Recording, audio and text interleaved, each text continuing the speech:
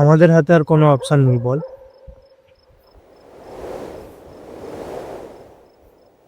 আমাদের মতো মানুষদের অপশন থাকে না, কঠোর পরিশ্রম করে জায়গা বানিয়ে নিতে হয়। আসলে সোনার চামচ মুখে দিয়ে আর জন্মায়নি তোরে, তবে একদিন না একদিন সোনার কলমে অবশ্যই নিজের ভাগ্য লিখবো। তার মানে যেসব রাস্তা বন্ধ হয়ে গিয়েছিল সেগুলো খুলবে, যেসব মানুষ দূরে চলে গিয়েছিল তারা ফের ফিরে আসবে, এটাই বলতে চাইছো? সেই সব কিছুই হবে যেগুলো তুই ভাবতে পারছিস না, কিন্তু এটার একটা মূল্য আছে যেটা তোকে চোকাতে হবে।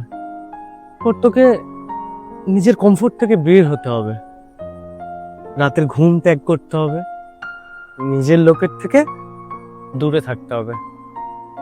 তারপর তুই সব পাবি যা তুই কল্পনাও করিসনি।